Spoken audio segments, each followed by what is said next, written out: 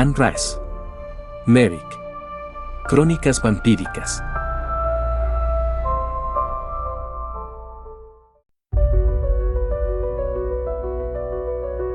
Capítulo 23. Lo había dispuesto todo meticulosamente. Había colocado su ataúd, una espléndida y venerable reliquia, cerca del jardín trasero de la finca urbana de la Rue Royale, un edificio recóndito y rodeado por una elevada tapia. Había dejado su última carta sobre el escritorio del piso superior, un escritorio que todos nosotros, Lestat, Lewis y yo mismo, utilizábamos para escribir importantes misivas. Luego había bajado al patio, había levantado la tapa del ataúd y se había acostado en él para recibir al sol matutino. Su carta de despedida me la había escrito a mí.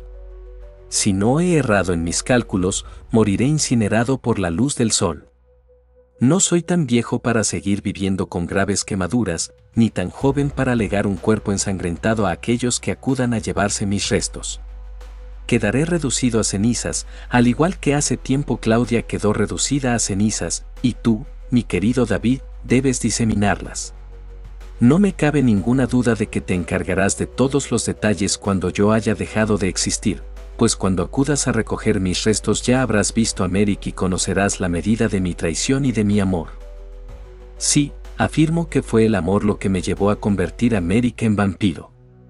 No puedo mentirte en una cuestión como esta.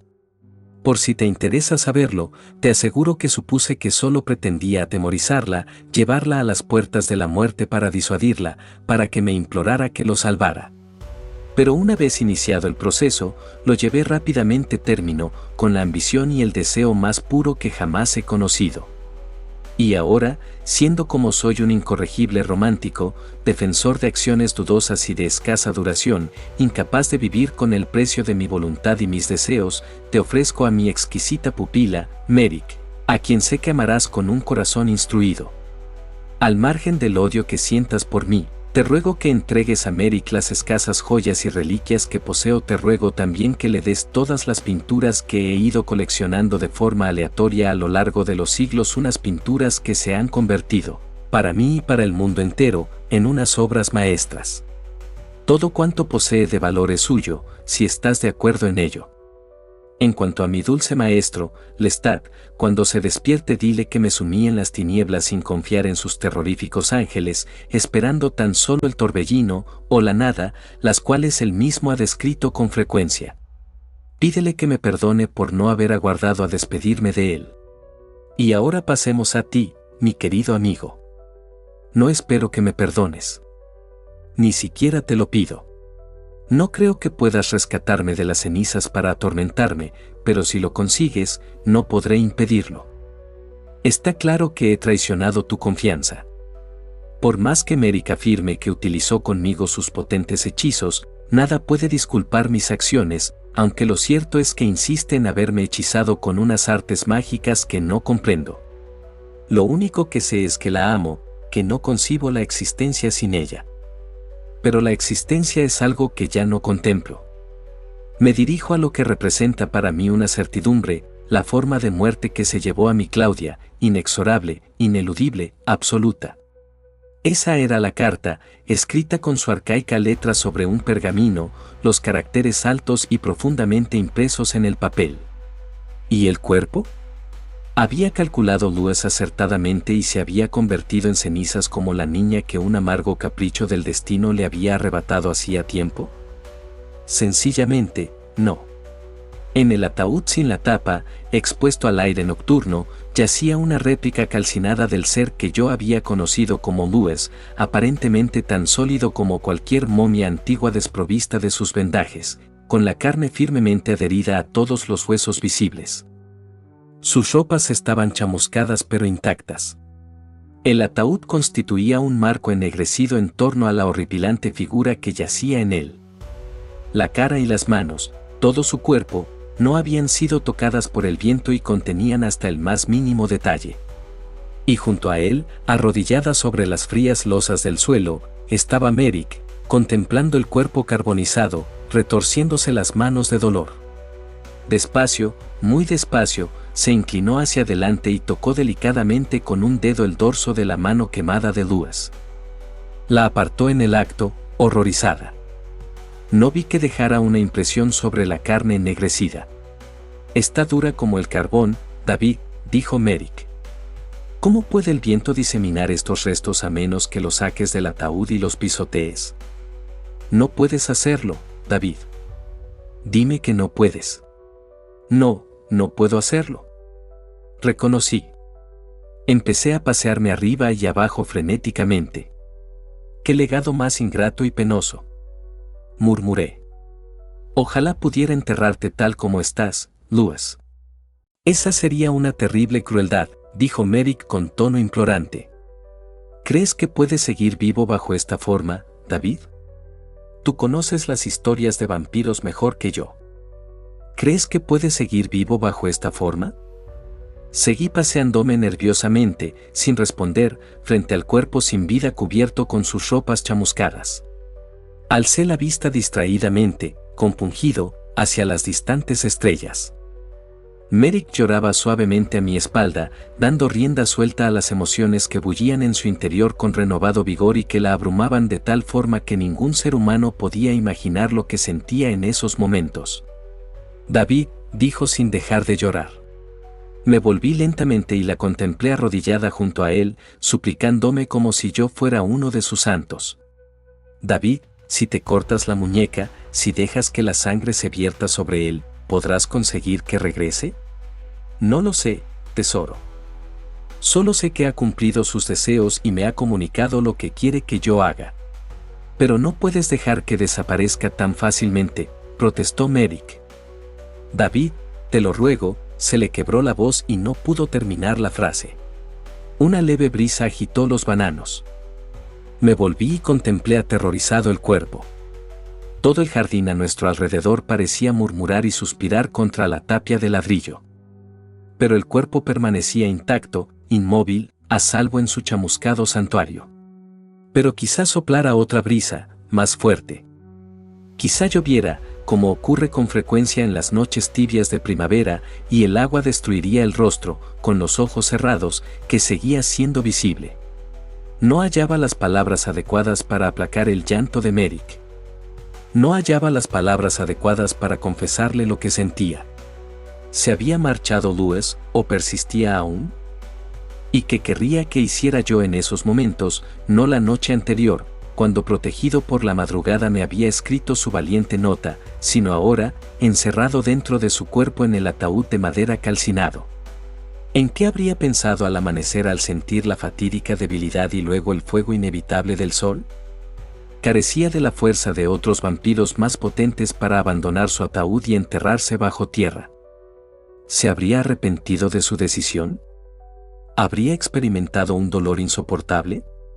¿No podría darme alguna indicación mientras yo observaba su rostro y sus manos quemados pero intactos? Regresé junto al ataúd. Observé que tenía la cabeza apoyada de forma natural, como la de cualquier cadáver que fuera a recibir sepultura. Las manos reposaban unidas sobre el pecho, como habría podido colocárselas el empleado de la funeraria. Pero aún no le había cerrado los ojos. No había tratado de volverle la espalda a la muerte.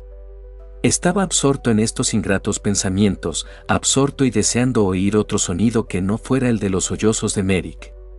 Me acerqué a la escalinata de hierro forjado que descendía en una curva desde la terraza superior. Me senté en el escalón que me resultaba más cómodo y me cubrí la cara con las manos. Esparcir los restos.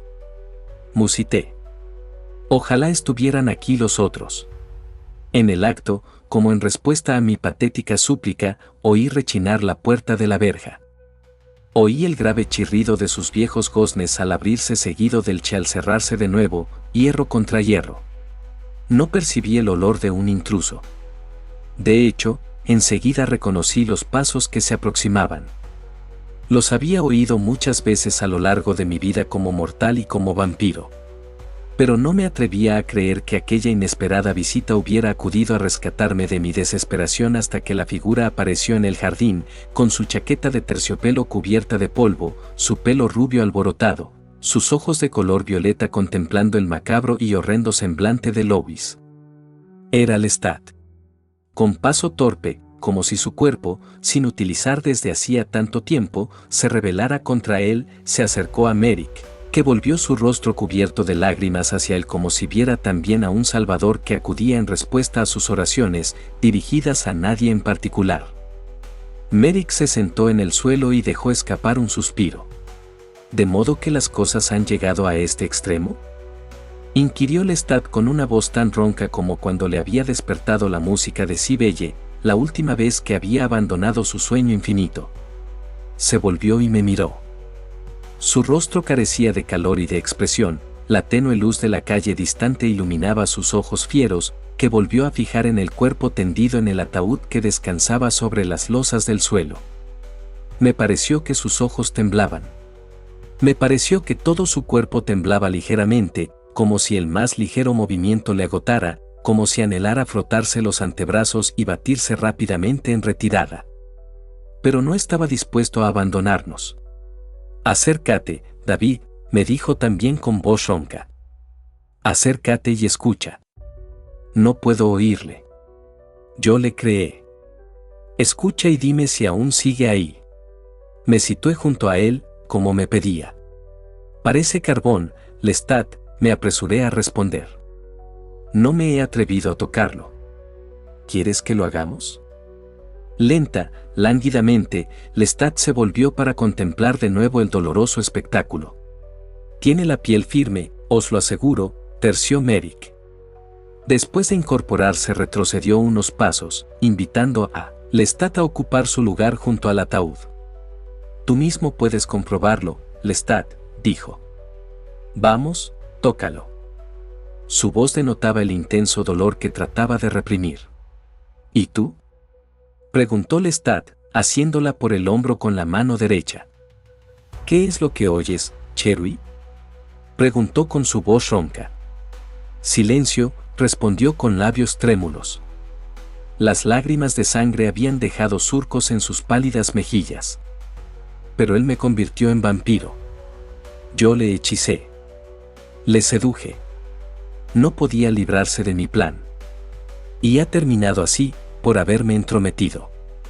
Oigo a los mortales murmurando en las casas vecinas, pero no oigo ningún sonido procedente de él». «Merrick», insistió Lestat. «Escucha como siempre has sido capaz de hacerlo. Compórtate como una bruja, si no puedes hacerlo como una vampiro». «Sí, lo sé, él te creó. Pero antes de que lo hiciera, ya eras bruja». Lestat nos miró a ambos, al tiempo que su rostro comenzaba a adquirir una emoción visible. «Pregúntale si desea regresar». Los ojos de Merrick volvieron a llenarse de lágrimas. Compungida, arrepentida, contempló el cadáver. «Quizás esté pidiendo a voces que le devolvamos la vida, pero no le oigo», dijo. «La bruja que llevo dentro solo oye silencio. Y el ser humano que llevo dentro solo conoce remordimientos. Dale tu sangre, Lestat. Haz que regrese a nosotros». Lestat se volvió hacia mí. Merrick le asió del brazo y le obligó a mirarla de nuevo a los ojos. «Utiliza tus poderes mágicos», dijo con tono quedo pero vehemente. «Utiliza tus poderes mágicos y cree en ellos como yo creía en los míos». Lestat asintió con la cabeza, acariciándole la mano para tranquilizarla.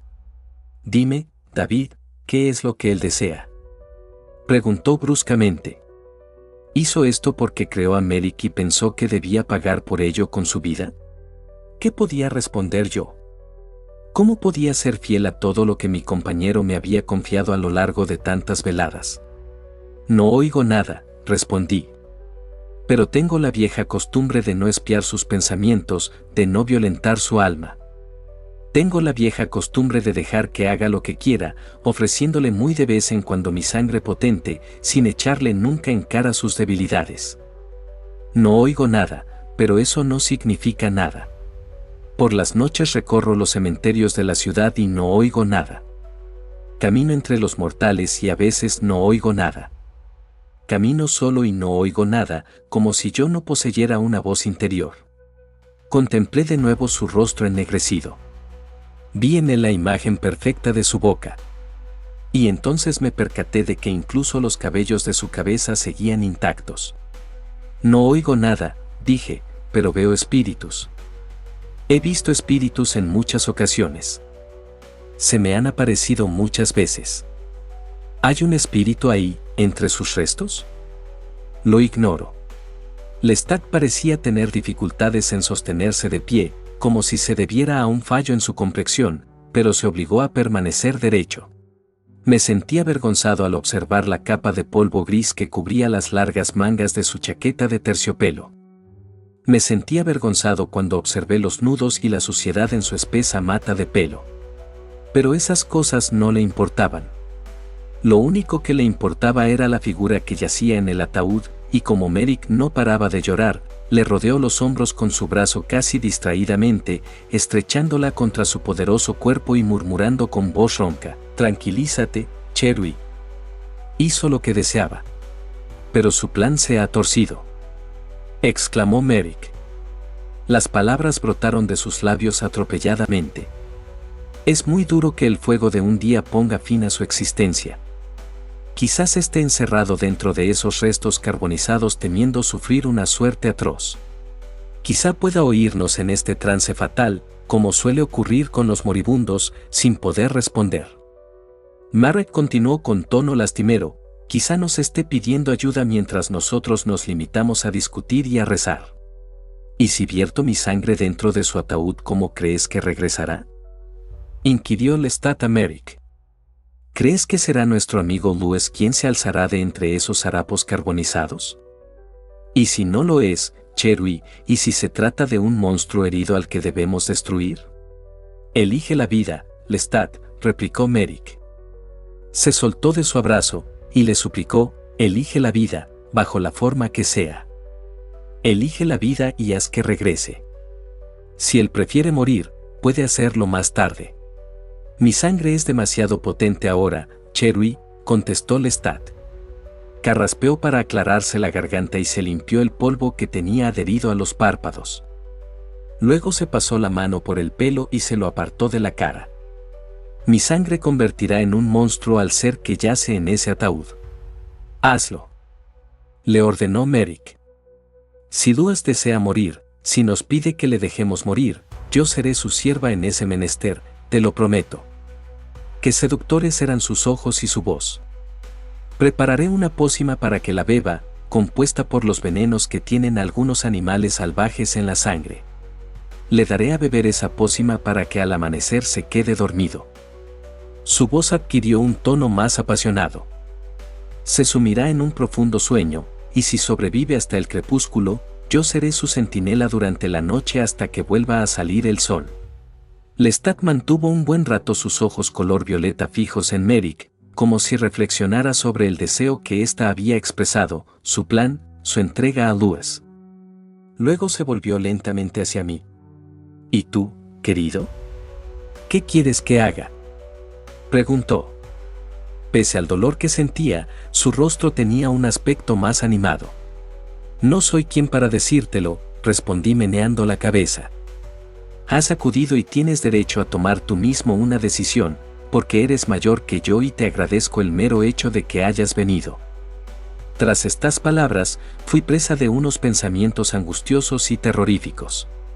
Contemplé la figura carbonizada que yacía a mis pies y luego de nuevo al Lestat. Si yo lo hubiera intentado y fracasado, dije, desearía regresar. ¿Qué me impulsó a expresar ese sentimiento? ¿El temor? No sabría decirlo.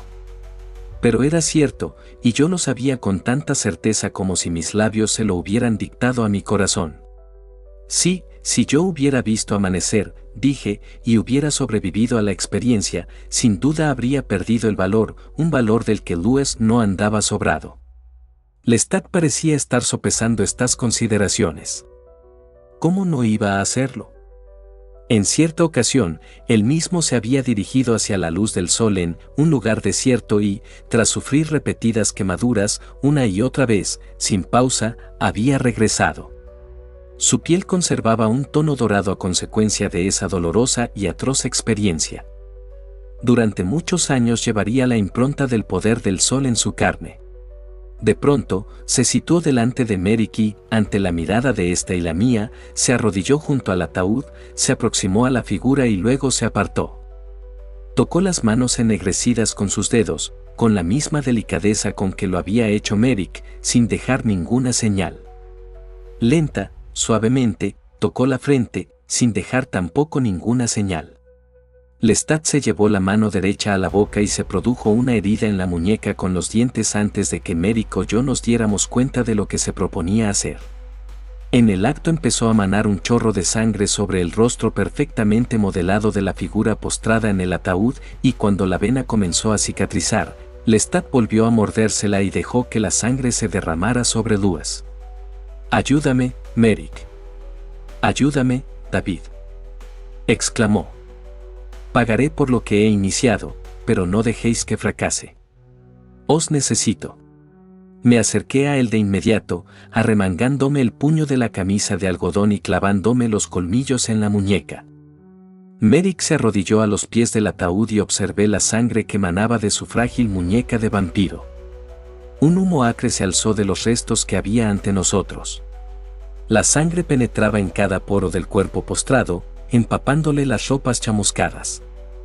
Lestat las apartó bruscamente y vertió sobre Louis otro chorro de sangre para rematar su frenética acción. El humo formaba una espesa capa sobre los restos ensangrentados que yacían ante nosotros. No alcanzaba a ver nada a través de él, pero oí un leve murmullo, un terrible gemido de dolor. Dejé que mi sangre siguiera manando al tiempo que mi piel sobrenatural cicatrizaba rápidamente como si quisiera detener la operación, pero volví a clavarme los dientes una y otra vez. De pronto, Merrick lanzó un grito. A través del humo vi la figura de Louis incorporarse en el ataúd. Su rostro era un auténtico amasijo de pequeñas arrugas. Lestat le cogió la cabeza y la oprimió contra su cuello. «Bebe, Louis», le ordenó. «No te detengas, David», dijo Merrick. «Necesita esa sangre, cada átomo de su cuerpo la bebe con avidez». Obedecí, pero de pronto me percaté de que me sentía cada vez más débil, de que estaba a punto de desfallecer, y observé que Merrick también se bamboleaba como si fuera a caerse de bruces, pero no cesó de derramar su sangre. Vi ante mí un pie desnudo y luego la silueta de una pierna masculina, y a continuación, claramente perceptible en la penumbra, los recios músculos del torso de un hombre. «Bebe más, sí, toma mi sangre», insistía Lestat con voz grave, expresándose en francés. «Más, bebe más, tómala, toma toda la sangre que pueda darte». Tenía la vista nublada. Me parecía como si todo el jardín estuviera invadido por un vapor acre. Las dos formas, Louis y Lestat, brillaron unos instantes en la semioscuridad antes de que me tumbara sobre las piedras frías y gratas, antes de sentir a Merrick acurrucada junto a mí, antes de aspirar el maravilloso perfume de su pelo. Volví la cabeza sobre las losas al tiempo que trataba de alzar las manos, pero no pude. Cerré los ojos. Al abrirlos vi a Louis de pie ante mí, desnudo y restituido, mirándome, con el cuerpo cubierto por una leve capa de sangre, como un recién nacido, y distinguí el color verde de sus ojos y sus dientes blancos. Oí de nuevo la voz de Lestat. «Más, Louis», dijo. «Bebe más». «Pero David y Merrick», protestó Louis. «No les ocurrirá nada», contestó Lestat. Capítulo 24. Lo bañamos y vestimos entre los tres en las habitaciones del piso superior. Su piel presentaba una pátina blancuzca debido a la sangre casi omnipotente de Lestat, que le había restituido la vida, y mientras le ayudábamos a ponerse incluso las prendas más pequeñas comprendimos que no era el mismo Louis del que nos habíamos compadecido en virtud del profundo amor que le profesábamos. Por fin, cuando estuvo cómodamente vestido con un holgado jersey de cuello vuelto y un pantalón de algodón, los cordones de los zapatos anudados y el espeso cabello negro peinado, se sentó con nosotros en el saloncito trasero, un lugar de reunión que había sido testigo de muchas ásperas discusiones durante mi breve vida sobrenatural. Tenía que cubrirse los ojos con unas gafas de sol pues habían adquirido la iridiscencia que Lestat había tenido que soportar siempre. Pero ¿y el ser interior? ¿Qué tenía que decirnos mientras le observábamos, esperando que compartiera con nosotros sus pensamientos. Lois se instaló más cómodamente en la butaca de terciopelo oscuro y miró a su alrededor como un recién nacido monstruoso que el mito o la leyenda había depositado, entero e intacto, en nuestras vidas. Lentamente posó sus ojos verdes y perspicaces sobre nosotros.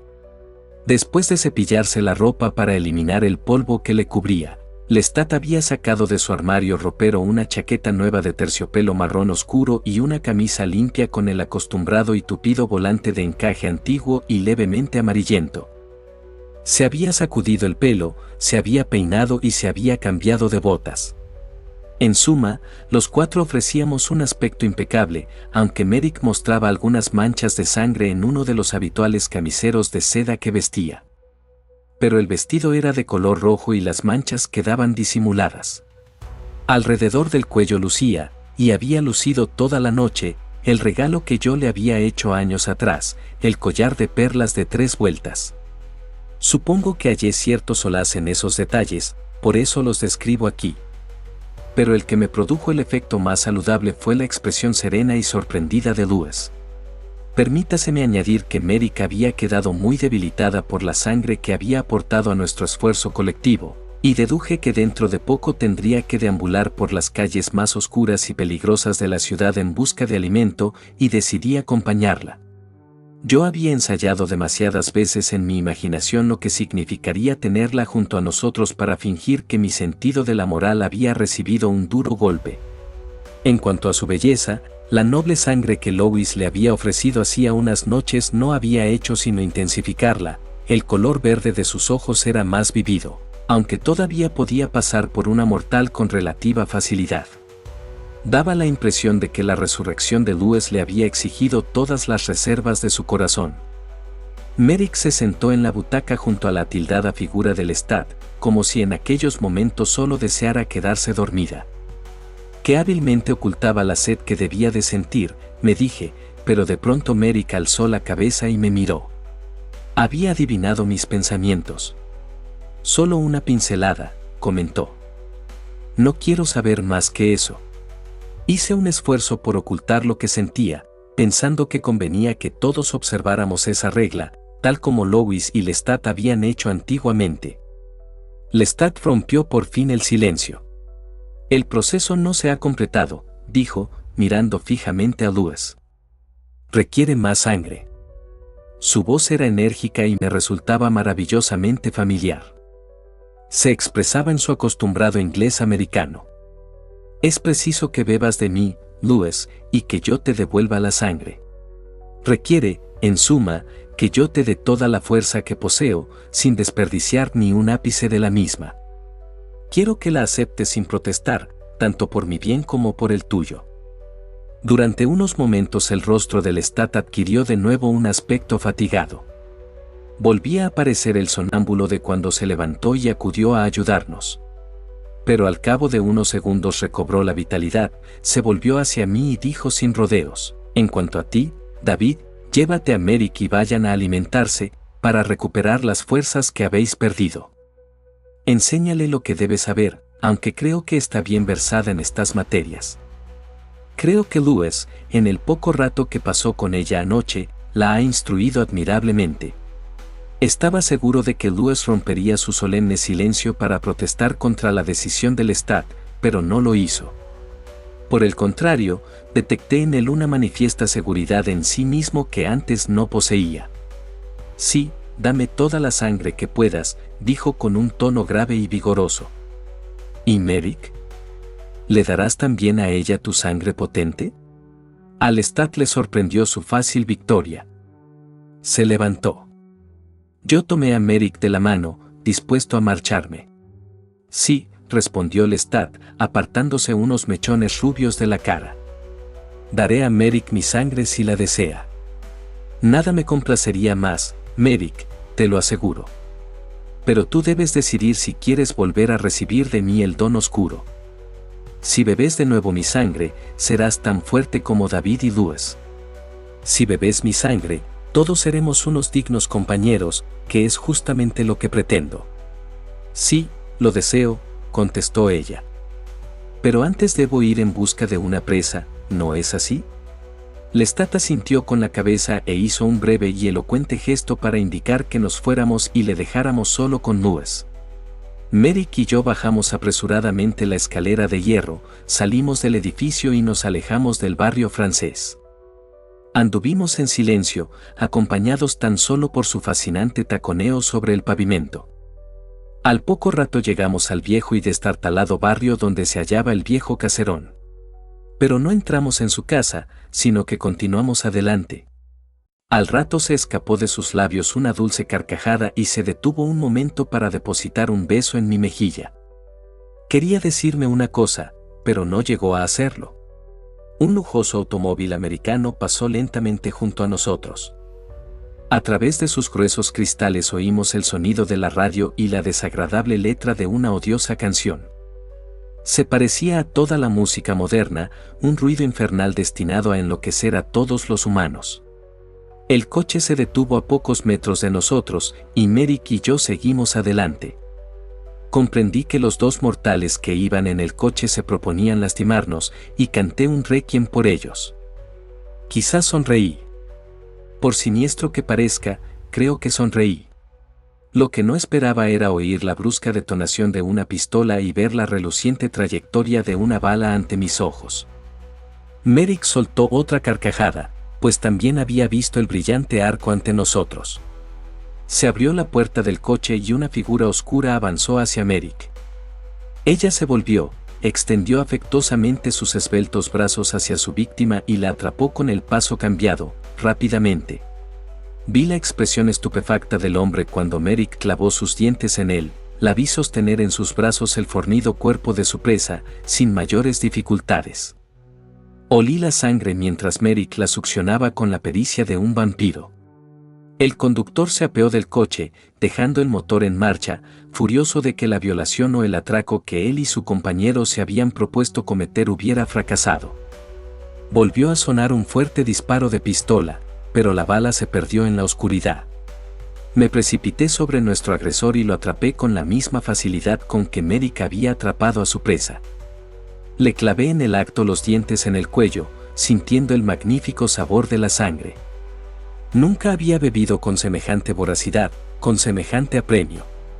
Nunca había hecho que aquellos momentos se prolongaran tanto, escrutando los desesperados recuerdos y sueños de aquel desdichado antes de arrojar en silencio sus restos entre la alta hierba de un solar abandonado. Rápidamente, Merrick depositó también a su víctima agonizante sobre la hierba del solar. ¿Ha cerrado los orificios de la herida para no dejar ninguna señal que indique cómo murió?, pregunté. Por supuesto, contestó Merrick.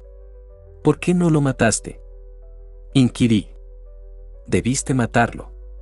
Cuando beba la sangre del Lestat podré matar a mis presas, respondió. En cualquier caso, no sobrevivirá. Para cuando regresemos al piso, habrá muerto. Regresamos a casa. Merrick caminaba a mi lado.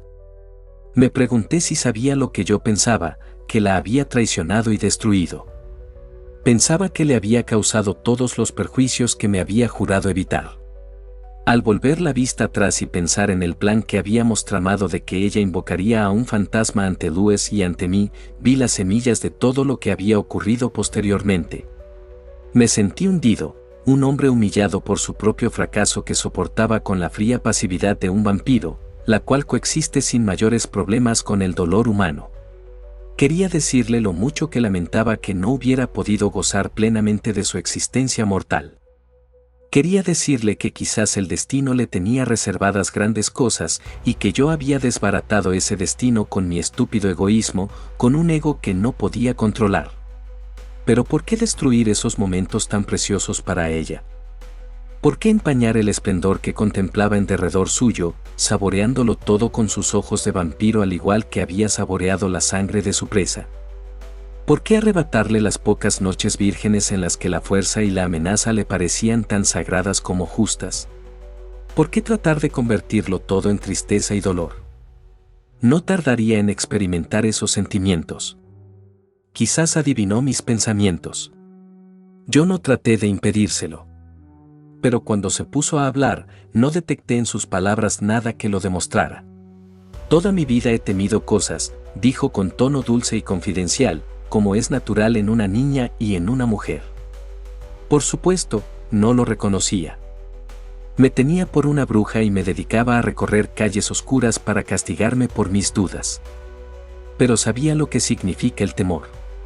Y ahora, en esta oscuridad, no temo nada. Si me dejaras aquí sola, no sentiría nada. Seguiría andando.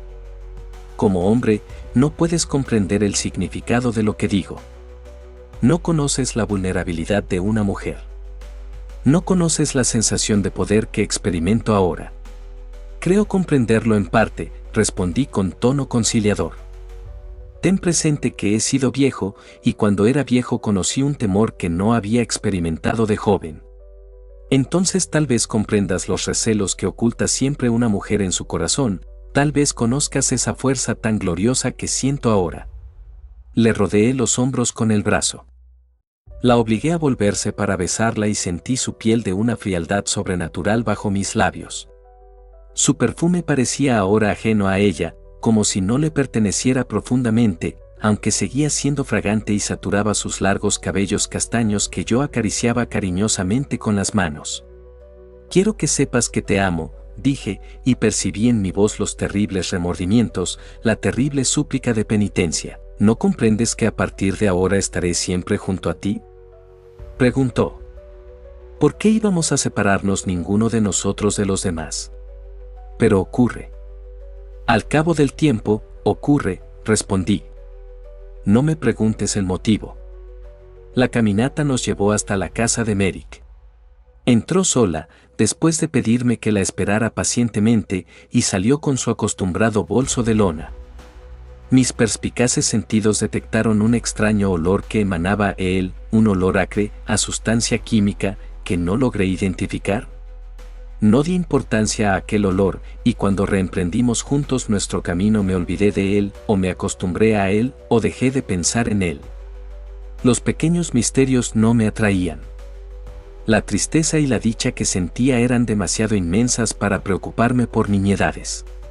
Cuando regresamos al piso, comprobamos que Louis había experimentado un cambio radical. Estaba tranquilamente sentado en el saloncito trasero con Lestat y presentaba un aspecto tan pálido que más parecía un objeto de mármol que un hombre de carne y hueso. De haber querido caminar por lugares iluminados, habría tenido que triturar un puñado de cenizas con las manos y extenderlas sobre su piel. Sus ojos despedían un fulgor mayor que el que yo había observado antes.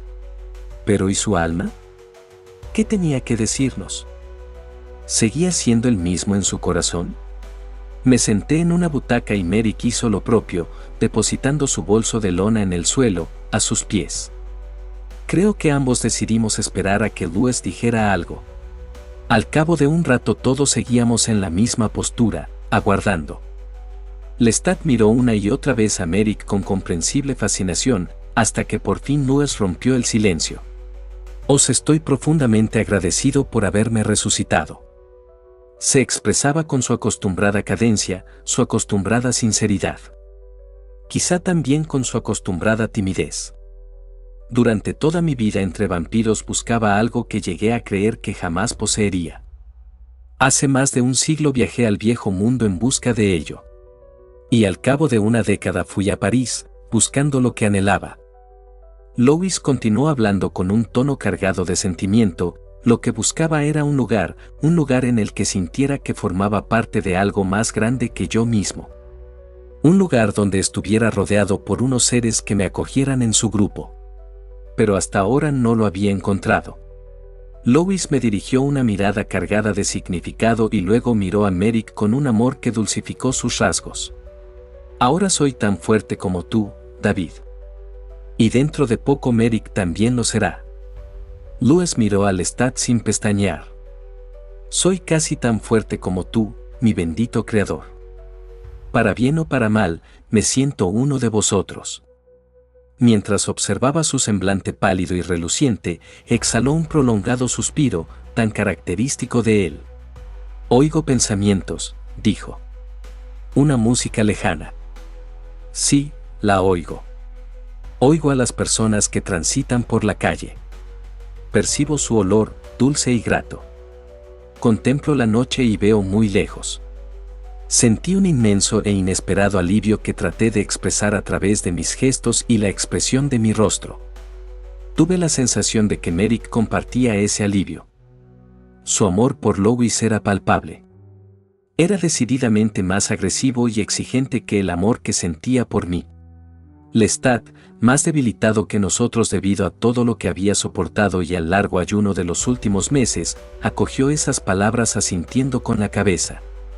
Miró a Merrick como si tuviera una tarea que cumplir, tarea que yo deseaba que llevara a cabo cuanto antes. No sería fácil para mí ver cómo Lestat estrechaba a Merrick entre sus brazos. Quizá lo haría en privado, como cuando se producía un intercambio de sangre con Louis. Estaba dispuesto a que me pidiera de nuevo que fuera a dar un paseo, acompañado esta vez únicamente por mis pensamientos. Pero intuí que nuestra pequeña reunión no iba a suspenderse todavía. Merrick se inclinó hacia adelante en la silla para dirigirse a todos nosotros. «Tengo que comunicaros algo», empezó a decir, mirándome respetuosamente unos instantes antes de dirigir la vista hacia los otros dos. «Louis y David se sienten culpables de que me haya convertido en una de vuestra especie. Quizá tú también tengas ciertas reservas al respecto, Lestat. Escuchad lo que voy a deciros, por el bien de todos, y luego, cuando conozcáis los aspectos claves de la historia, pensad lo que queráis. Estoy aquí porque hace tiempo lo decidí. Hace años que David Talbot, nuestro respetado superior, desapareció de los brazos protectores de Talamasca, pero las mentiras sobre el método empleado para poner fin a su existencia mortal no me sirvieron de consuelo. Como David sabe bien, averigüé los secretos del cambio de cuerpos gracias al cual David se había desembarazado del anciano cuerpo con el que yo le había amado con todo mi corazón. Pero no tuve necesidad de leer un documento secreto escrito por mi amigo Aaron Lickner para averiguar qué había sido del alma de David. Averigüé la verdad cuando volé a Londres, a raíz de la muerte de aquel cuerpo, el cuerpo de quien llamábamos David Talbot, para presentarle mis respetos, a solas con el cadáver en el ataúd antes de que fuera sellado. Cuando toqué el cuerpo comprendí que David no había sufrido la muerte dentro de él, y en aquel momento extraordinario comenzaron mis ambiciones. Poco tiempo después encontré los documentos de Aaron Lickner, los cuales demostraban a las claras que David había sido la víctima complaciente del cambio de cuerpos faustiano, y que algo imperdonable según Aaron había arrebatado de nuestro mundo a David, instalado en el cuerpo del joven. Por supuesto, yo sabía que era obra de los vampiros. No necesitaba recurrir a las leyendas populares que enmascaran los hechos para deducir que finalmente Lestat había conseguido transformar a David. Pero cuando leí esos curiosos folios, repletos de eufemismos e iniciales, yo ya había preparado un hechizo tan potente como antiguo. Lo había preparado para conseguir que David Talbot, bajo la forma que fuera, de un joven, un vampiro o un fantasma, regresara junto a mí, al calor de mis amorosos brazos, para restituirle su sentido de la responsabilidad hacia mí, para gozar del amor que habíamos compartido en otro tiempo. Merrick guardó silencio y sacó del bolso un paquetito envuelto en un trapo. Percibí de nuevo un olor acre, que no logré identificar. Entonces Merrick abrió el paquete y nos mostró lo que parecía ser una mano humana amarillenta y un tanto enmohecida. No era la mano ennegrecida que yo había visto en más de una ocasión sobre su altar. Era más reciente, y de pronto me percaté de algo que mi olfato no me había indicado. Antes de ser amputada, la mano había sido embalsamada. Era el líquido de embalsamar lo que producía aquel hedor. Pero el líquido se había secado hacía tiempo y había dejado la mano tal como aparecía en aquellos momentos, carnosa, encogida y crispada. ¿No la reconoces, David?, me preguntó Merrick con tono grave. Al mirar la mano sentí un escalofrío. La tomé de tu cuerpo, David, dijo Merrick. La tomé porque no quería que desaparecieras. Lestat soltó una breve carcajada rebosante de ternura y de gozo. Louis estaba tan pasmado que no pudo articular palabra. En cuanto a mí, me quedé mudo. Solo fui capaz de contemplar la mano. En la palma estaban impresas unas pequeñas palabras, escritas en copto, aunque no sabía leer esa lengua. Entonces fue Louis quien esbozó una breve sonrisa divertida. Lestat se reclinó en la butaca, observando aquel objeto tan singular con una ceja arqueada y una sonrisa de tristeza. «No lo admito», exclamé meneando la cabeza. «No podías impedírmelo, David», dijo Merrick. «No tienes culpa alguna, del mismo modo que Louis no tiene la culpa de lo que me ha ocurrido hace poco». «No, Merrick», contestó Louis con delicadeza, «he conocido suficientes casos de amor auténtico a lo largo de mi existencia para dudar de lo que siento por ti».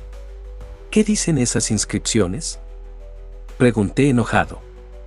Merrick contestó a mi pregunta. «Dicen», respondió Merrick, «una ínfima parte de lo que yo he recitado innumerables veces al invocar a mis espíritus, los espíritus que invoqué para Louis y para ti la otra noche. Dicen lo siguiente: os ordeno que impregnéis su alma, su mente y su corazón del deseo ardiente de mi persona, que inflijáis a sus noches y días un deseo implacable y atormentado de mi persona, que invadáis sus sueños con imágenes mías, que no permitáis que lo que coma o beba le solace mientras piensa en mí, hasta que regrese a mi lado, hasta que se halle en mi presencia, hasta que yo pueda utilizar todos mis poderes mientras conversamos. No le concedáis ni un momento de respiro, no permitáis que se aleje nunca de mí». «No fue así», dije. Merrick continuó con un tono más suave, más amable: «convertidlo en mi esclavo, en el leal servidor de mis designios. No permitáis que rechace lo que yo os he confiado, mis poderosos y leales espíritus. Haced que colme el destino que yo misma elija». Merrick dejó que el silencio se impusiera de nuevo en la estancia. Durante unos momentos no oí nada salvo la risotada grave y sofocada de Lestat. Pero no era una risa burlona, sino más bien de asombro. «Así pues, quedáis absueltos, caballeros», dijo Lestat. «¿Por qué no lo aceptáis como un inestimable don que Merrick está en su derecho de concederos?» «Nada puede absolverme», replicó Louis. «Si preferís pensar que soy culpable, allá vosotros», dijo Merrick. «Devolveré a la tierra este residuo de tu cuerpo, David. Pero antes de zanjar el asunto que afecta a vuestros corazones, permíteme agregar que alguien predijo el futuro». «¿Quién?», pregunté. «Un anciano», respondió Merrick, dirigiéndose concretamente a mí, que se sentaba en el comedor de mi casa para escuchar la Santa Misa por la radio, un anciano que tenía un reloj de bolsillo de oro que me encantaba, un reloj que me aseguró que no marcaba las horas para mí. La miré atónito. «El tío Vervain», murmuré. «Fue lo único que afirmó al respecto», dijo Merrick con humildad. «Pero me envió a las selvas de América Central para hallar la máscara que utilicé para invocar a Claudia. Antes me había enviado, con mi madre y mi hermana, para hallar el perforador con el que corté la muñeca de Louis para obtener su sangre, no para invocar yo a un espíritu, sino para el hechizo que utilicé para hacer que Louis regresara junto a mí». Los otros no dijeron nada, pero Louis y Lestat la habían comprendido. Y fue esa intrincada historia lo que hizo que aceptara plenamente, en lugar de dudar de ella, la prueba de mi terrible culpa. Estaba a punto de amanecer. Tan solo disponíamos de un par de horas. Lestat quería emplear ese tiempo en transmitir su poder a Merrick. Pero antes de dispersarnos, Lestat se volvió hacia Louis y le hizo una pregunta que nos intrigaba a todos. «¿Cuándo salió el sol?», dijo. «¿Cuándo lo viste? ¿Cuándo te quemó antes de que perdieras el conocimiento? ¿Qué viste?». Louis se quedó mirando a Lestat con rostro inexpresivo, como suele hacer cuando se halla presa de una intensa emoción. Luego sus rasgos se suavizaron, frunció el ceño y sus ojos se llenaron de las temidas lágrimas. «Nada», respondió. Agachó la cabeza, pero unos instantes después volvió a alzarla con gesto de desesperación. «Nada. No vi nada y comprendí que no había nada. Noté que todo era hueco, incoloro, intemporal. Nada. Me pareció increíble haber vivido bajo la forma que fuera». Cerró los ojos con fuerza y se tapó la cara para hurtarla a nuestra curiosidad. Rompió a llorar. «Nada», repitió. «Nada en absoluto». Capítulo 25. Por más sangre que Lestat diera a Merrick, no consiguió convertirla en vampiro tan potente como él. Ni a ninguno de nosotros. Pero gracias al constante intercambio de sangre, Merrick mejoró mucho. Así formamos un nuevo aquelarre, alegre, gozando de nuestra mutua compañía y disculpándonos nuestros pecados anteriores. A cada hora que pasaba, Lestat se asemejaba más y más a la antigua criatura impulsiva y de acción que yo había amado durante tanto tiempo. ¿Me atrajo Merrick con un hechizo? No. No creo que mi razón sea tan susceptible, pero ¿qué puedo pensar sobre los designios del tío Vervain? Me esforcé en desterrar el asunto de mis pensamientos y acepté a Merrick sin reservas, aunque tenía que soportar la fascinación que sentía por Louis y la que éste sentía por ella. A fin de cuentas, yo había recuperado a Lestat. 2 noches más tarde, unas noches en las que no acontecieron hechos ni hazañas memorables, salvo la creciente experiencia que adquiría Merrick, formulé a Lestat la pregunta que tanto me había preocupado sobre su prolongado sueño. Se encontraba en el elegante saloncito delantero del Arroyo Royal, ofreciendo un aspecto espléndido con su chaqueta de terciopelo negro con botones de marfil, nada menos, y su hermoso pelo rubio reluciendo bajo la luz de sus numerosas lámparas. Tu prolongado letargo me asustó, confesé. En ocasiones habría jurado que ya habías abandonado tu cuerpo. Me refiero de nuevo, claro está, a un oído que no poseía cuando era tu pupilo. Pero hablo de un instinto humano que está muy agudizado en mí. Seguí contándole lo mucho que me había inquietado verle en aquel estado, incapaz de despertarlo, temiendo que el alma le hubiera abandonado y no regresara. Lestat guardó silencio unos momentos, y por unos instantes creí ver un gesto de dolor que ensombreció su rostro. Luego me sonrió afectuosamente y me indicó que no me preocupara más. Puede que una noche te hable de ello, dijo. De momento solo te diré que no estás equivocado en tus conjeturas.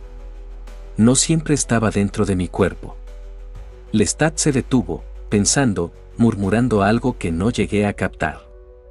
Luego prosiguió, en cuanto al lugar donde me hallaba, no puedo explicártelo. Pero, repito, quizás alguna noche te hable de ello. Sus palabras habían picado mi curiosidad y durante unos momentos me enojé con él, pero cuando empezó a reírse de mí, guardé silencio. No volveré a sumirme en mi sueño, dijo por fin con tono serio y convincente. Quiero que todos estéis seguros de ello. Han transcurrido muchos años desde que se me apareció Memnoch. Puede decirse que tuve que hacer acopio de todas mis reservas para soportar aquella terrible prueba. En cuanto a la época en que la música de Cybele me despertó de mi letargo, me hallaba más cerca de vosotros de lo que lo estuve más tarde. Me intrigas insinuando que te ocurrió algo singular, dije. Quizás sea cierto, respondió.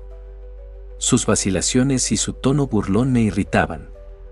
O quizá no. ¿Cómo quieres que lo sepa, David?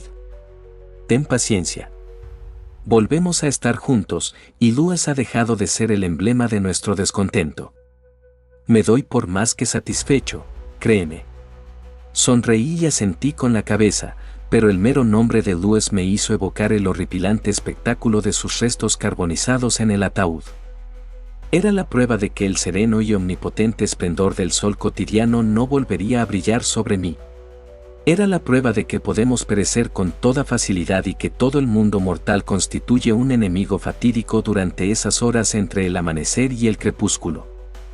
He perdido mucho tiempo, comentó Lestat con su habitual energía, moviendo los ojos de un lado a otro. Hay muchos libros que deseo leer, muchas cosas que deseo ver. Vuelvo a encontrarme rodeado por el mundo, donde debo estar. Supongo que después de esa conversación habríamos pasado una agradable veladas juntos, leyendo, gozando de esas pinturas impresionistas maravillosamente domésticas, de no haber subido Merrick y Louis apresuradamente por la escalera de hierro forjado y haber atravesado el pasillo a la carrera hasta llegar al saloncito delantero. Merrick no había renunciado a su afición a los camiseros y ofrecía un aspecto magnífico con su vestido de seda verde oscuro. Ella iba delante, seguida por un Louis más reticente. Ambos se sentaron en el sofá de brocado frente a nosotros. ¿Qué ocurre? se apresuró a preguntar Lestat. Talamasca, respondió Merrick. Creo que conviene que nos marchemos enseguida de Nueva Orleans. Ahora mismo, tonterías, replicó Lestat de inmediato. No lo consentiré. Tenía el rostro rojo de indignación. Jamás he temido a los mortales. No temo a los de Talamasca. Quizá deberías temerlos, terció Lewis.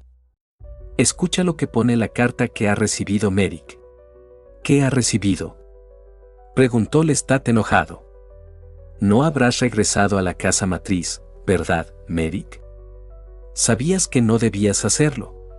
Por supuesto que no lo he hecho. Os soy totalmente leal, no lo dudes, contestó airada. Dejaron esta carta en mi vieja casa aquí en Nueva Orleans. La encontré esta tarde, y no me gusta. Creo que debemos replantearnos nuestra situación, aunque me culpes a mí de lo ocurrido. No quiero replantearme nada, contestó Lestat. Lee la carta. En cuanto la sacó de su bolsa de lona, vi que se trataba de una misiva manuscrita de los ancianos. Estaba escrita sobre pergamino auténtico, capaz de resistir durante siglos, aunque sin duda la había impreso una máquina, pues desde cuando escribían los ancianos cartas de su puño y letra. Merrick, hemos averiguado con estupor lo de tus recientes experimentos en la antigua casa donde naciste. Te ordenamos que abandones Nueva Orleans tan pronto como sea posible. No debes tener más tratos con tus compañeros de Talamasca, ni con esa selecta y peligrosa pandilla por la que te has dejado seducir, y regresa de inmediato a Ámsterdam. Tienes tu habitación preparada en la casa matriz, y confiamos en que obedezcas nuestras instrucciones. Por favor, comprende que estamos dispuestos, como siempre, a intentar sacar provecho de tus recientes y temerarias experiencias, pero debes cumplir a rajatabla nuestras órdenes. Tienes que romper tus relaciones con aquellos que jamás obtendrán nuestra aprobación y reunirte de inmediato con nosotros. Merrick dejó la carta en su regazo. Lleva el sello de los ancianos, dijo. Efectivamente, llevaba su sello de cera. ¿Qué nos importa que lleve su sello o el sello de otros?, dijo Lestat. No pueden obligarte a ir a Ámsterdam. ¿Cómo se te ocurre pensar siquiera en esa posibilidad? Ten paciencia conmigo, respondió Merrick de inmediato. No he pensado en esa posibilidad. Lo que digo es que nos están vigilando estrechamente. Lestat meneó la cabeza. Siempre nos han observado estrechamente. Llevo más de una década haciéndome pasar por uno de mis personajes de ficción. ¿Qué me importa que me vigilen? Desafío a cualquiera que trate de hacerme daño. Siempre lo he hecho, a mi modo, y rara vez me he equivocado. Pero Lestat, dijo Lewis, inclinándose hacia adelante y mirándolo a los ojos. Esto significa que los de Talamasca han conseguido visualizarnos, según piensan ellos, a David y a mí, en casa de Merrick. Y eso es peligroso porque puede crearnos enemigos entre aquellos que creen sinceramente en lo que somos. No lo creen, replicó Lestat. Nadie lo cree. Eso es lo que nos protege. Nadie cree en lo que somos, salvo nosotros.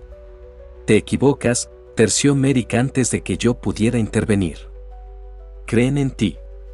Y, vigilan y están siempre presentes, apostilló Lestat, parodiando el viejo lema de la orden, el lema impreso en las tarjetas de visita que yo llevaba encima cuando caminaba por la tierra como un hombre normal y corriente.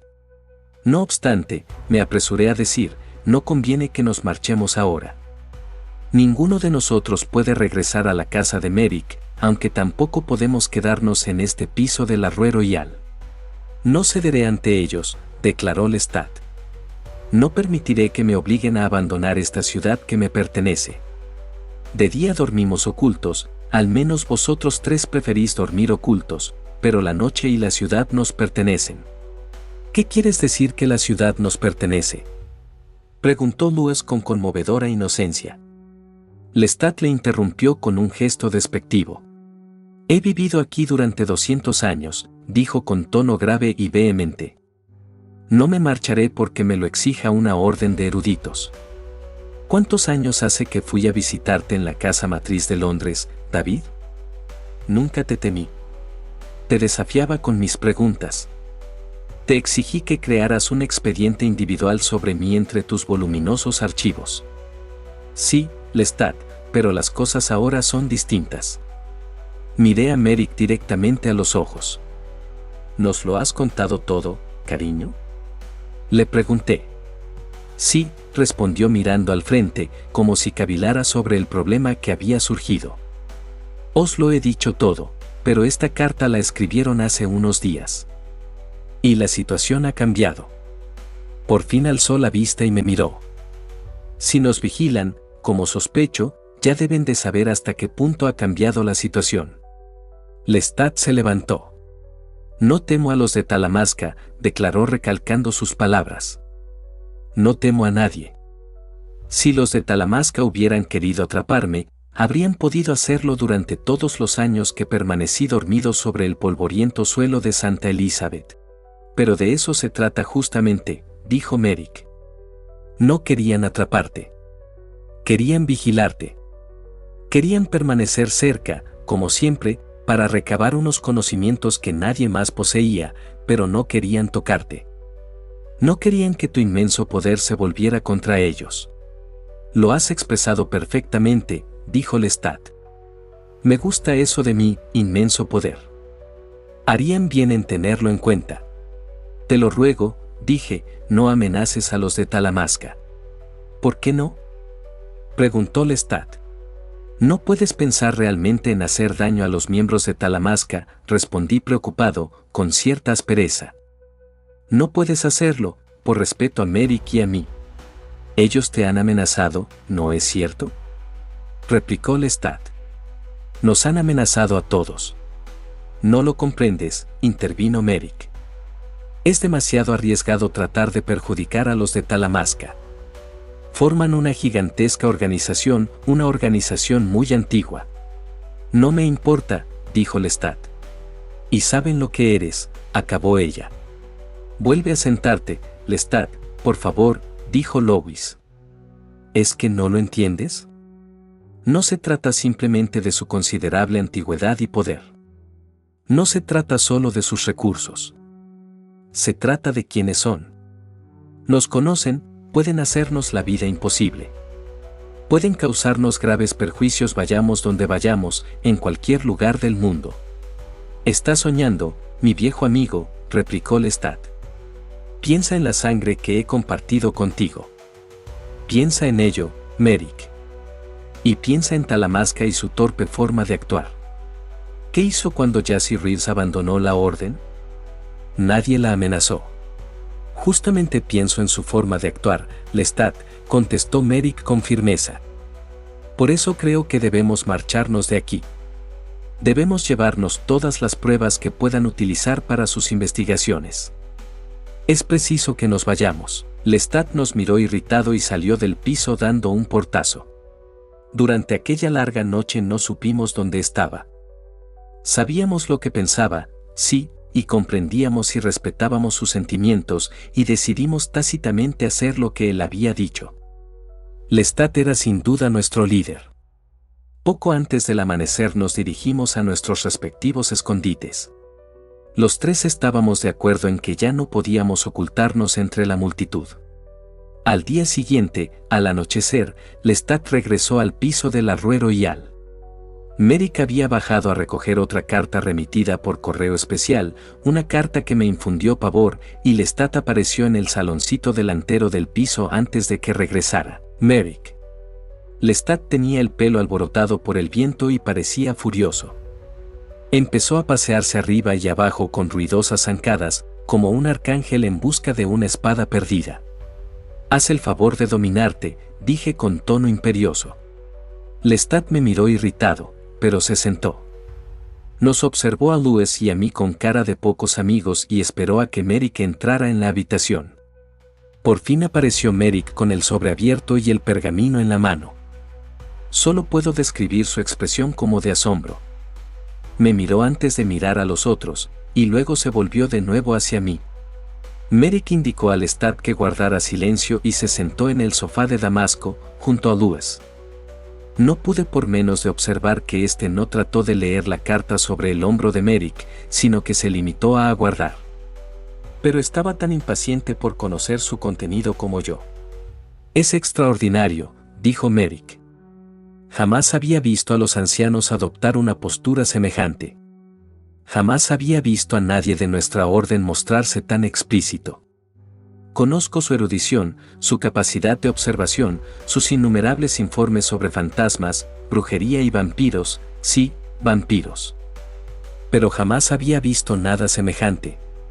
Merrick desdobló la hoja y leyó en voz alta, con expresión aturdida: «Sabemos lo que le habéis hecho a Marek Mayfair. Os advertimos que Merrick debe regresar junto a nosotros. No admitiremos ninguna explicación, excusa ni disculpa. No estamos dispuestos a perder el tiempo con palabras en lo que respecta a este asunto. Merrick Mayfair debe regresar junto a nosotros y no aceptaremos un no por respuesta». Lestat sonrió. «¿Pero por quién te han tomado, Cherui, para ordenarnos que te entreguemos?», preguntó. «Ni que fueras una valiosa joya. Esos eruditos de pacotilla son unos misóginos. Ni siquiera yo me he comportado nunca tan toscamente». «¿Qué más dicen en la carta?», me apresuré a preguntar. «¿No la has leído toda?». Merrick, que parecía haber salido de su estupor, fijó de nuevo la vista en el pergamino. «Estamos dispuestos a abandonar la postura pasiva que hemos mantenido durante siglos con respecto a vuestra existencia. Estamos dispuestos a declararos nuestros enemigos y a exterminaros a toda costa. Estamos dispuestos a utilizar nuestro considerable poder e importantes recursos con tal de destruiros. Si accedéis a nuestra petición, toleraremos vuestra presencia en Nueva Orleans y sus inmediaciones. Reanudaremos nuestras inofensivas observaciones. Pero si Marek Mayfair no regresa de inmediato a la casa matriz llamada Oakhaven, tomaremos las medidas necesarias para perseguiros en cualquier lugar del mundo donde tratéis de refugiaros». El rostro del Lestat abandonó su expresión de furia y desdén y adoptó una actitud reflexiva, tranquila, lo cual no interpreté del todo como una buena señal. «En realidad es muy interesante», comentó, arqueando las cejas. «Muy interesante». Mientras Merrick guardaba silencio, Lewis me hizo algunas preguntas sobre la edad de los ancianos y su identidad, abordando unos temas que yo desconocía y sobre los que tenía serias dudas. Creo que logré convencerle de que nadie dentro de la orden sabía quiénes eran los ancianos. En ocasiones, sus comunicaciones habían sido falsificadas, pero en general eran ellos quienes dirigían la orden. Era un gobierno autoritario y siempre lo había sido desde sus nebulosos orígenes, sobre los que conocíamos muy poco, incluso los que habíamos vivido toda la vida entre los muros de la orden. Merrick rompió por fin su silencio. «¿No comprendéis lo que ha pasado?», preguntó. «He estado tan enfrascada en mis conspiraciones egoístas que sin querer he desafiado a los ancianos. No solo tú, tesoro», me apresuré a añadir. «No, por supuesto», respondió Merrick, asombrada todavía por lo ocurrido, «pero soy culpable en la medida en que yo realicé los conjuros. Estas últimas noches hemos ido tan lejos que no pueden pasar por alto nuestras acciones. Hace tiempo fue Yace. Luego David, y ahora Merrick. ¿No lo entendéis? Sus prolongados y eruditos devaneos con los vampiros les han conducido al desastre y ahora están obligados a hacer algo que jamás habían hecho, al menos que nosotros sepamos». «No harán nada», dijo Lestat. «Os lo aseguro». «¿Y los otros vampiros?», inquirió Merrick suavemente, sin apartar la vista de Lestat. «¿Qué dirán vuestros ancianos cuando averigüen lo que hemos hecho? Novelas con cubiertas vistosas, películas de vampiros, música siniestra. Esas cosas no provocan las iras del enemigo humano. Por el contrario, nos procuran un disfraz cómodo y flexible. Pero lo que hemos hecho ahora ha provocado la ira de Talamasca, y no solo nos ha declarado la guerra a nosotros, sino a nuestra especie, lo cual comprende a los otros». Lestat se mostraba desconcertado y furioso. Casi me parecía ver las ruedecillas girando en su cerebro. Su expresión traslucía una hostilidad y una malicia que ya había observado en otras ocasiones. Por supuesto, regresaré junto a ellos, dijo Merrick, si me entrego a ellos. Eso es impensable, replicó Lestat. Ellos mismos lo saben. Eso es lo peor que podrías hacer, intervine. ¿Entregarte a ellos?, preguntó Lestat sarcásticamente. En esta era en que probablemente utilizarían los avances tecnológicos para reproducir las células de tu sangre en un laboratorio. No. Es impensable. Ni hablar. No quiero estar en sus manos, dijo Merrick. No quiero estar rodeada por quienes comparten una vida que yo he perdido por completo. No era ese mi plan. Y no ocurrirá, declaró Lewis. Te quedarás con nosotros. Nos marcharemos enseguida. Ya deberíamos haber empezado a prepararlo todo, a destruir las pruebas que puedan utilizar para reforzar las instrucciones que transmitan a sus acólitos. ¿Comprenderán los miembros veteranos por qué no regresé junto a ellos cuando comprueben que un nuevo tipo de erudito ha invadido su paz y soledad?, preguntó Merrick. ¿Es que no veis lo complicado que es esto? No nos subestimes, respondí con calma. Pero creo que debemos pasar nuestra última noche en este piso. Quiero despedirme de todas las cosas que me han proporcionado consuelo, como creo que deberíamos hacer todos. Nos volvimos para mirar a Lestat, que tenía una expresión furiosa y crispada. Por fin rompió su silencio. Supongo que sabes, dijo dirigiéndose a mí, que no me costaría nada eliminar a los miembros que nos han estado vigilando y que ahora nos amenazan. Merrick y yo protestamos de inmediato con gestos desesperados. Luego me apresuré a suplicar: no lo hagas, Lestat. Marchémonos. Matemos su fe, no a ellos. Como un pequeño ejército que se bate en retirada, quemaremos todas las pruebas que podrían convertirse en sus trofeos. No soporto la idea de atacar a los de Talamasca. ¿Qué más puedo decir? Merrick asintió con la cabeza, pero guardó silencio.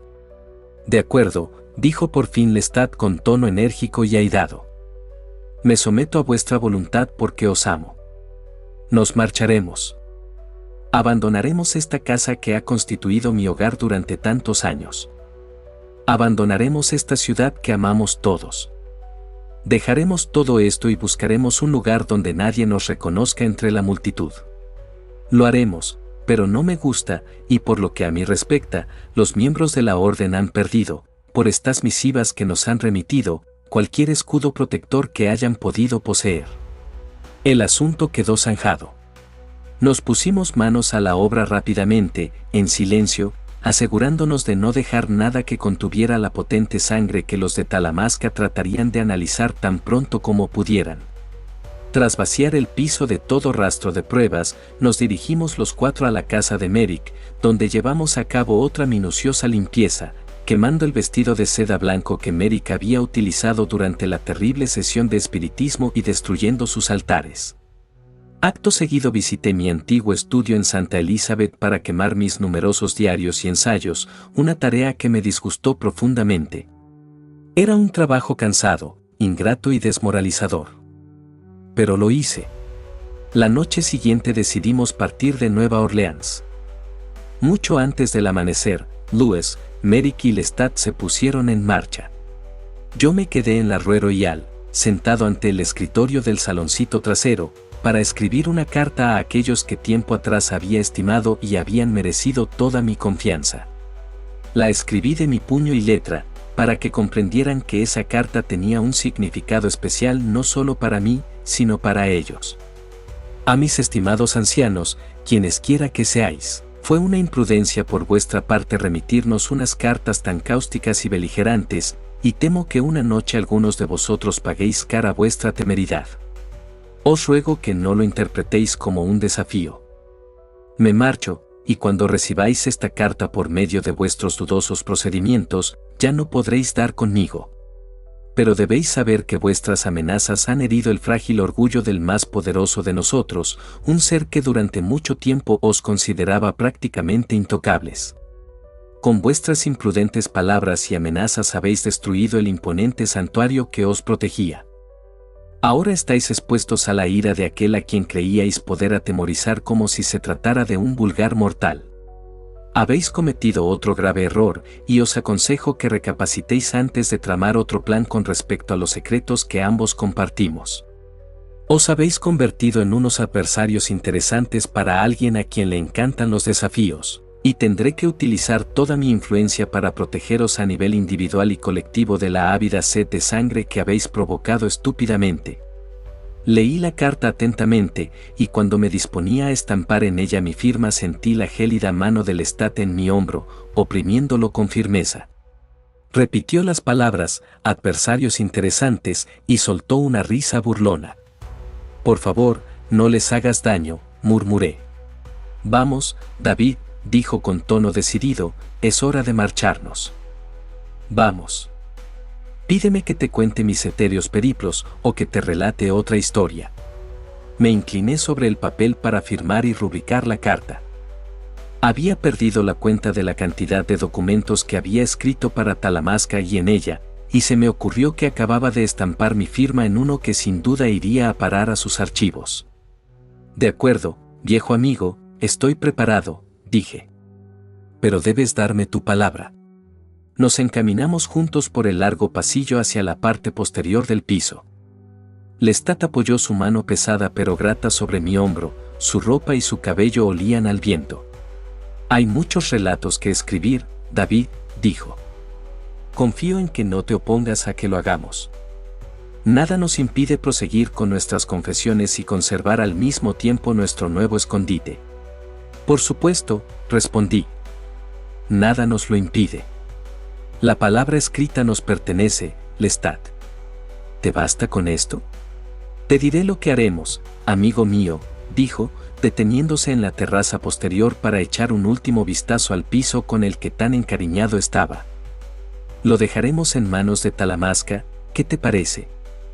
Me convertiré para ti en un santo de paciencia, te lo prometo, a menos que nos provoquen. ¿Qué opinas? De acuerdo, contesté. Con estas palabras concluyo el relato de cómo Marek Mayfair se convirtió en una de nosotros.